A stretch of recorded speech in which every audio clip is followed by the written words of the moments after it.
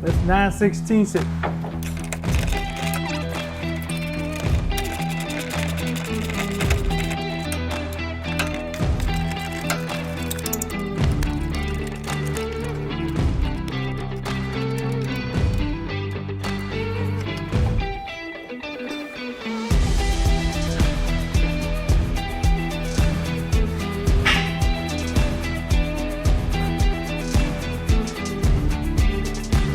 Don't move.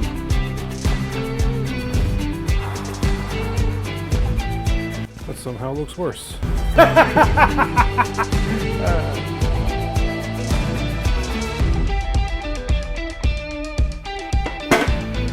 Hey, what's next? I guess we need to drain the radiator before we do anything else. Yeah, that'd be a good idea. Our pet cock is over here on the radiator, so.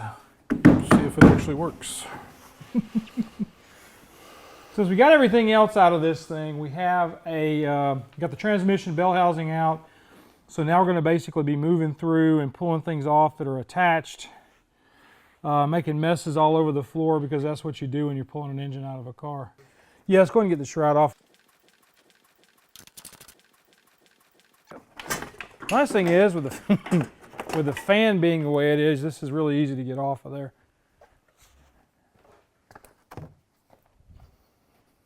You can see the two spots a lot better on the radiator now. This is disconcerting. We might want to take it to a radiator shop if we can find one that I'm happy with and have them check the radiator. But I think we're just going to go ahead and probably replace this thing with a 3-core to make it good. Yes, that's the word I'm looking for, good. All right, so there you go. That's your petcock right there, and that should be spinning, but what it's doing is it's actually busted. This has come off of the mount point for it. So what I'm going to do is I'm going to grab a line wrench and take this off at this point rather than at the petcock. It's always something. I have a set of line wrenches I'm bringing into the play because I don't want to wreck that fitting because it is, I believe, a brass fitting. All right, I'm going to get that to come out of here. I can use the handle to now turn the entire thing. That's right. Very good. About 60% of it's going in there. You know, if we don't get coolant on the floor, are we really working? Yeah. I don't think it would have drained anyway. It's full of junk.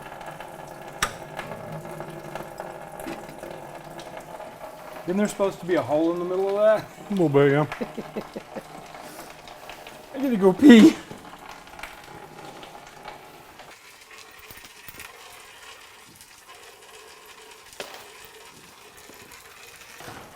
We're just going to let that drain off camera. A few minutes later. There's some electrical tape on that. I don't know. Let's keep it good, nice and Good shiny. stuff. Yeah. Maybe they did that to cover up the part number so you wouldn't lose it. And all the dirt and schmutz. Oh, cool. It's one of those that the Oh yeah, wheels come apart. yeah, I on love it. those. Yeah, that works great.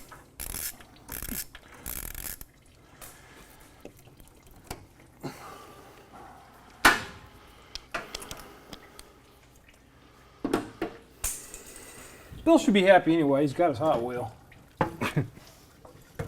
Is that why he's not here today? He's playing with No, it. he had it back. He had it back home. He's been down here for like 3 weeks now, so I think he had enough of South Carolina for a little bit. Not that I think he minded South Carolina. Cotter pin removal tool like this, and run it up around the hose to get it to bust loose. Oh, look, it used to be chrome. Ooh, there's all kind of Stuff. Yeah, I Schmutzy can schmutz just see in it there. not good. Electrolysis, I believe, is what they call that. They get to do on this one too. That's why they stopped making copper and brass radiators from factory. Yep. And they got expensive. Mostly it was probably the money. I mean, let's face it, most of the manufacturers, they only want them to work for about 5 to 7 years. So. And the warranty period. Yep, all when the warranty's gone, so are they. Hose isn't in too bad a shape, but I want to replace that. Okay, that's off. You got the bottom one?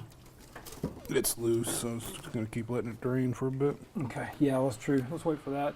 Go ahead and pull the heater hoses. Way out in front of me, already got heater hoses pulled. Well, yeah, I get bored. Doesn't take much. No. Still got the one heater hose on. That one is very, very tight. It did not want to move. Yeah, and I don't want to mess up that control valve. We'll need to check that when we start working on the AC and heat system, but it makes me a little nervous because I don't know that those are available. Pretty sure they are. But we don't know. That exact one, not sure about, but I know of several that you can replace that with. Yeah.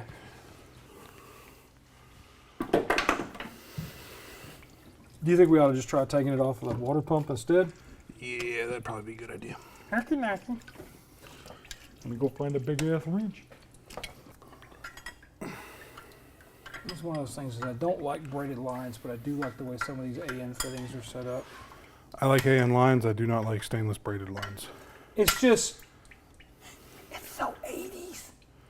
Yeah. Everything. My bad on that. I like that. We should just leave it like that. All right, that's done. We're gonna leave most all the dress. We do have to uncork our power steering setup, and Cam wants to take it off the back of the pump.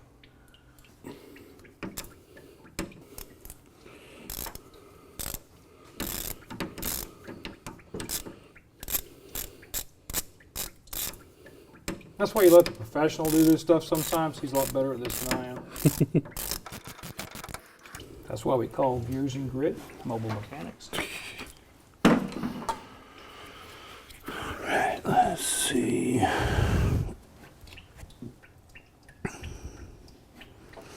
That line's cooked anyway. Yeah, I figured we were going to have to replace all those lines. Looks like it's got factory stuff on it, though. Yeah, no, this is all original. It's crazy. Do you want the old man pocket knife? Don't know how well that will work. But It's not sharp anymore, but it should work. Oh. She's puking. You. yeah, it's It's pretty brown. that's nasty. Looks like motor oil. There you go. You clean that. That shouldn't look like that. It's really brown and stinky. Bye. I'm gonna have to probably wash this when I need an apple with it. That would be a good idea. It's really bad. Don't think burnt ATF is good for the soul. Probably clean you out though. Yeah.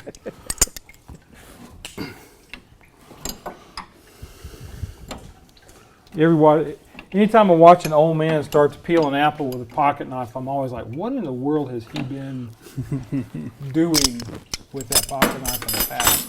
I just try not to think about it when I use mine. I've ate many lunches with my knife. Well, let me go grab some plugs and see if we can find some plugs for that.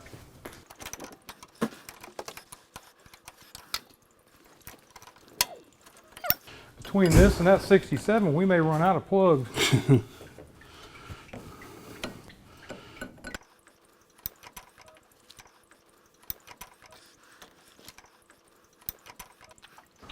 You found one right away. It almost threaded in perfectly. You say almost. Is that like... It fits in the hole, it just doesn't thread in. That's okay. I don't mind that so much. Alright, that's done. We need to make sure we keep that hose out of the way. You got any zip ties in here? Not in here. I can get us some. We need to disconnect the... There, no, it's off. Not a problem. All right, so we've already taken the exhaust manifolds off of this engine. The exhaust system's off, but that's something you're going to have to deal with when you're working on a situation like this. Make sure all of your electrical connections off of the firewall are done. That's our oil line to the oil pressure gauge that we're not going to be using. But make sure there's nothing attached to the firewall when you're pulling the engine out. So it looks like we got pretty much everything off of here. We got our negative battery cable off the block. Got one red wire on a P-clamp on the back of that cylinder head. Okay. Coming from the vacuum valve there. Oh, that's your main wire for the starter. What does that look like? 1/2 inch, 9/16. Just spread that P-clamp open and pull the wire Think it through. will? Yeah. That P-clamp's just slam shut. Okay. The problem is where it's at. And I'm not as strong as you are. There's about 4 pounds of electrical tape around that. Here, I got it. Hand me that extension there. You can spread it probably, or drop the extension on the floor. Give it a 50-50 chance after all.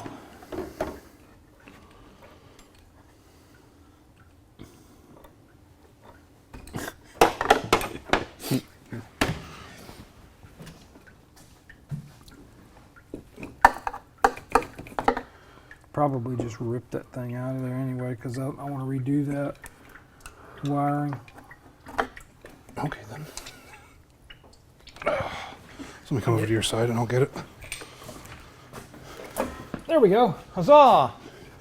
It came out. All right, and that's one of the things you want to do when you're pulling an engine out of a car like this. You're going to want to make sure that you're catching everything. Sometimes you're not. Sometimes you're just going to miss things, and you're going to probably pull a wire off the firewall if you're not really running at your best speed, let's just say. All right, so we got to take the Z-bar off of this engine. Now, Cam suggested that we should just, yank the engine and let the Z-bar do what it would. I'm not going to do that. I'm going to try to show you how to take this thing out. The big problem is, if we didn't have a power brake booster in this car, which is a cool option, then we would be able to get right down there and take the nut that's on the back side of this bar off, and then the Z-bar should roll up and out. But we have that wonderfully cool option of power disc brakes that's right in the flipping way. There is a clip on this, almost like a cotter pin, but not. I don't want to lose that. Okay. So we're going to set that aside for right now, and that will allow us to take and push the bar off, and then this thing becomes a little more mobile, hopefully freeing up a little bit of room to get to the nut on the back side of the Z-bar.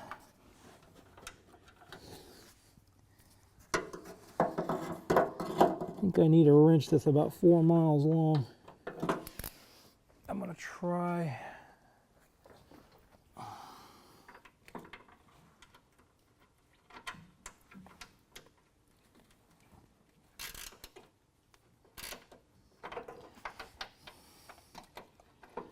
What in the world did we ever do with it? Out these swivel heads, ratcheting wrenches.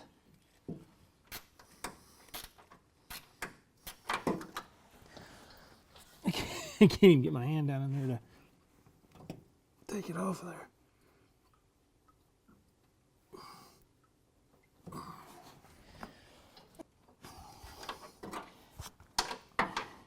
I need a tiny little arm off of my arm.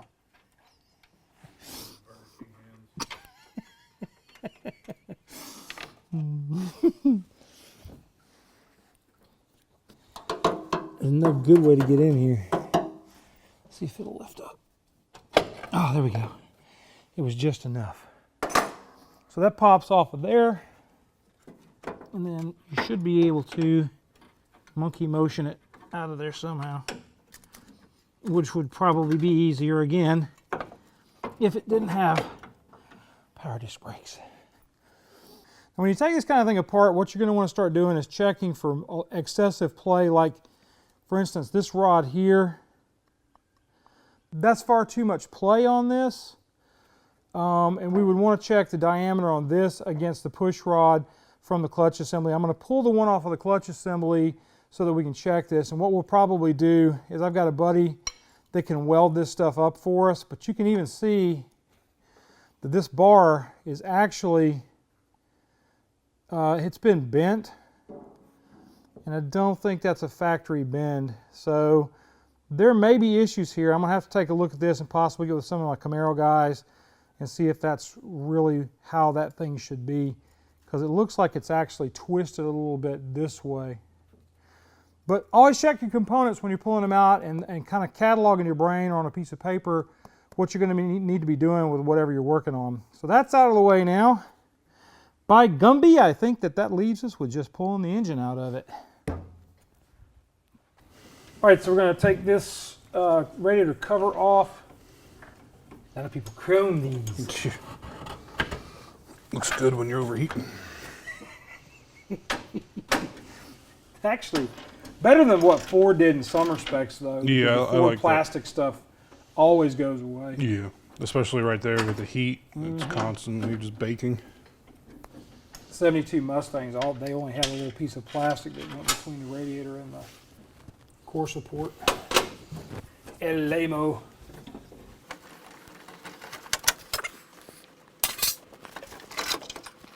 And away it goes for now.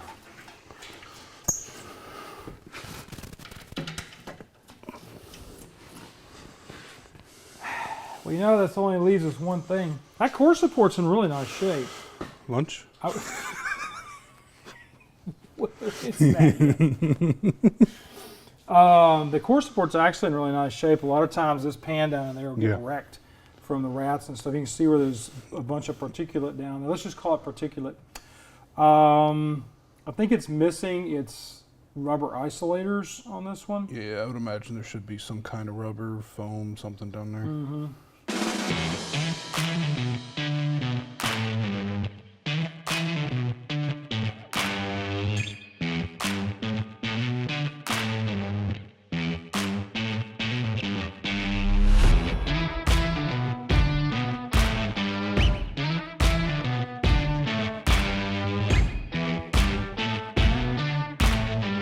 Whatever you do, get rid of fans like this. This is a fixed blade fan. It doesn't do the things that you want it to do the way it should do it. Either get a flex fan for it, or better yet, try to find a fan setup that is a clutch fan with a solid fan set. The clutch fans are much better, especially in AC applications. Trust me, you'll be a lot happier than trying to run this thing, which is going to roar like a lion every time you go down the road. So, get rid of these.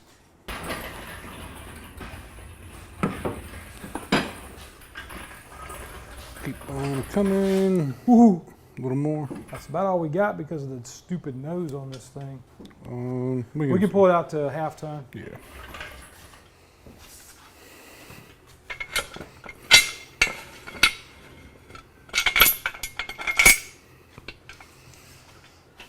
All right. Should we get there, right? A little more. There we go.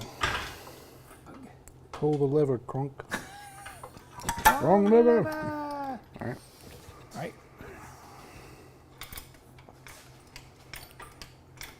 We put just a little bit of tension on it. Yep.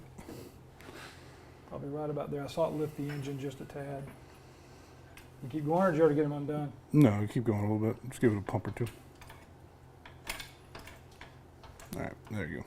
Now the jack's on it, got the weight on it. Okay.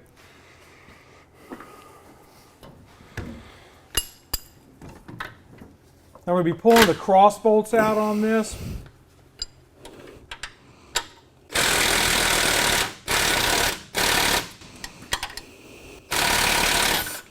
And those are 11/16.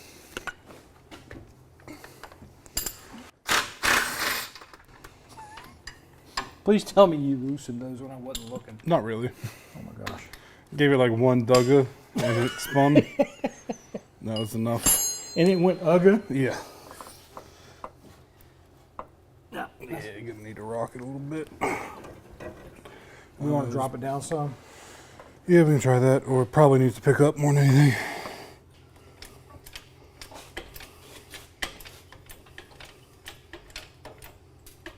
Lifting? Yeah, keep going.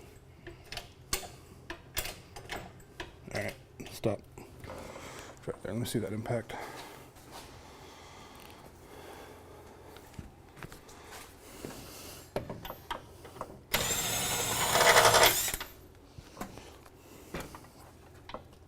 did you do? I spun the bolt out with the threads. I'll go do that on this side.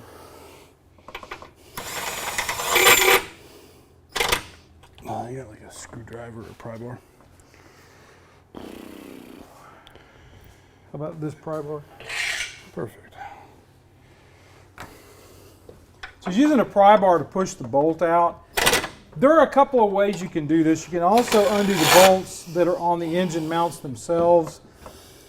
I'm okay with that, but this works pretty well too. Theoretically, it's just 2 bolts. It can also be a big pain in the butt. There it went.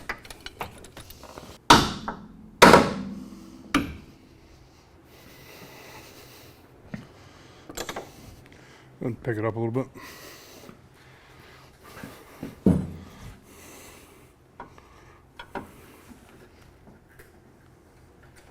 You get it more? Yeah. I think it's sitting There, on right there. Up and out. It's peeing. Alright. Oh, that's the problem. Ain't got no oil in it. That's what the problem is. You got no gas.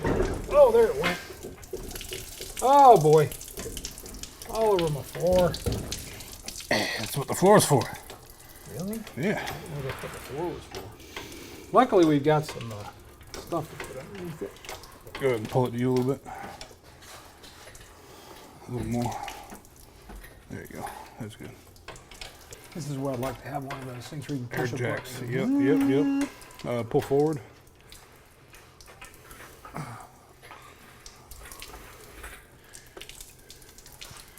Let me look on the other side. Oh, yeah, we did forget something. I'm going to replace those lines anyway, but like I said, almost every time I've ever done this, I always forget something. Like we forgot the fuel line this time. It just happens occasionally. Dripping fuel, leaking coolant. It's doing everything. Oh no, now the power steering's puking. You're the one who wanted to puke. We should have put a cap on that probably. I'll have to find one for it. Look at the bright side. Most of the coolant will be out of it. Yeah. It ends its life as many Chevrolets do. The engine coming out. 6 months later, we're finally getting it out of the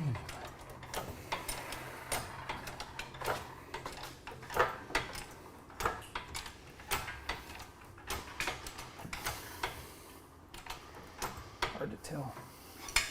We'll find out in a minute. Oh yeah, plenty of room. Perfect. Slam it into the floor. Uh-huh. Now slam it into the floor. Yeah. Welcome to working with this thing.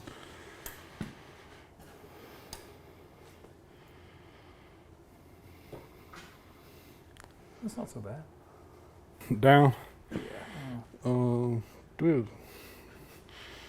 Drop it down a little bit and grab a blowgun. Get rid of the schmutz. Yeah, one of these holes is full of stuff. Let me know when if you want me to stop it.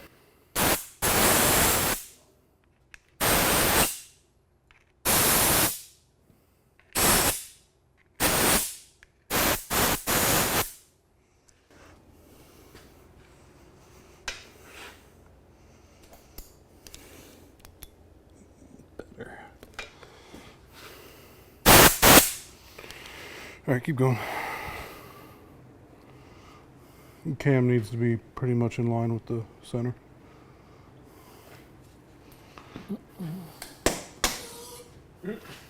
Figures. Just a little bit of a movement too. Keep going. More. Good.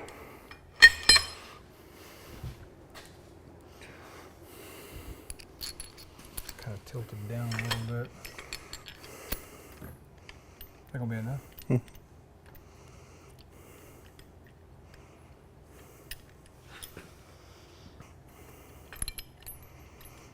want me to pick it back up after you get those started? No. I'd rather pick up the stand that's stand true. itself. Chewy enough. Tell you what, let's go ahead and run those in.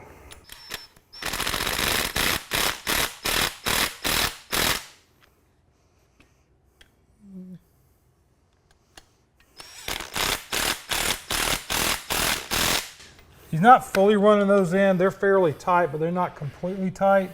So you want to still be able to move it a little bit. Yeah. And now we can bring the engine back up. Put this back over here. Keep going. Keep on swimming, keep on swimming. All right. Peeing again.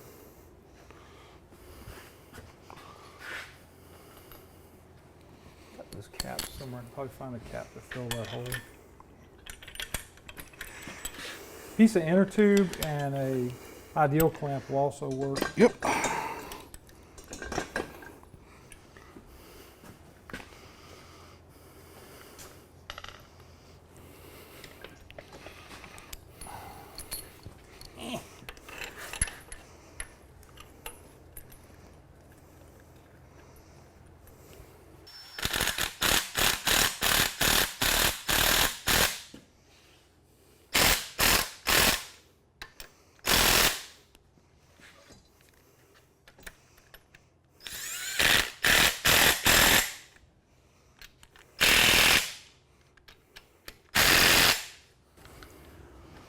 Release the docking clamp. Nope.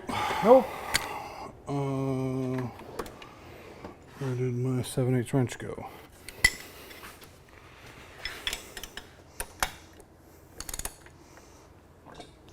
Final tightening.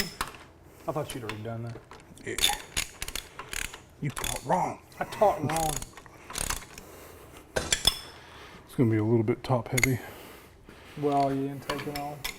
We got a pin for it though, so we should be good to go. Yeah. I actually like these Pittsburgh engine stands. Yeah, Like $99 for it. Hard to beat it. Hard to beat.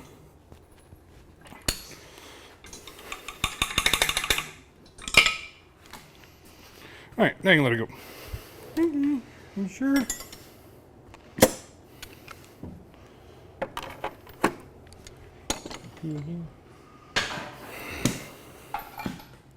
Boy, there's that one spot on there that when it goes, it just goes. Yep. All right. Well, all that remains now is for you and I to take this thing apart and see what's wrong with it. Yes. Some of these rockery arms are pretty darn rockery. Yeah. No, this ran when we got it, and it had multi-cylinder misfire, and if I remember correctly, the bottom end did not sound happy. I don't remember the bottom end being a problem. I do remember the multi-cylinder misfire, but I mean, if you've got rocker arms that are sitting that loose, that could very well be where some of your misfire issues are coming from. Yep. So yeah, and I mean, there's a ton of them that are just really, really loose. Now these could have been bled. These could have bled down some over the course of time sitting around, but it's not going to bleed down that much. And a lot of the rest of these are nice and tight. Yes, definitely shouldn't bleed down that much. I mean, that's just painfully loose right there. So, and that's on your intake side. So yeah, there's some problems. Anyway, do me a favor, folks. Be kind to each other, love on each other, treat each other nice. You guys have a great week, and we'll see you next time on Autorestomod. No, that's the problem. It's that nasty ass Z-bar grease on you. It's like never sees. It won't come off. You have to take 3 It's showers. like Detroit oil. That's some good stuff. Dinky, Not bad, actually. how's it taste? Mid. It actually doesn't taste that bad.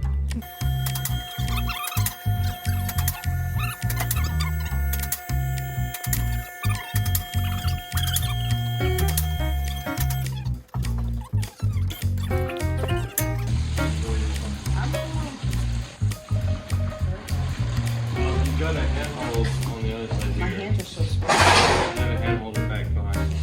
So spin around and do what I did. Why am I like that?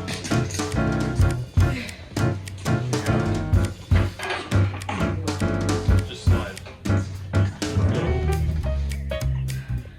It's gonna. Just slide.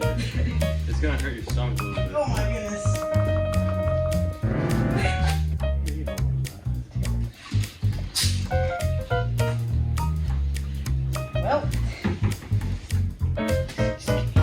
Aaron, stop filming me.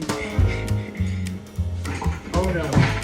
This is absolute gold. Ah. No, no. I don't think you can even hold me. Stop it. Come on, turn around. Alright, on your stomach. Cradle him. On your stomach.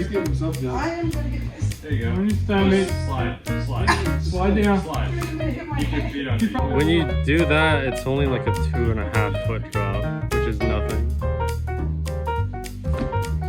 Ah, feels good to be back on the ground.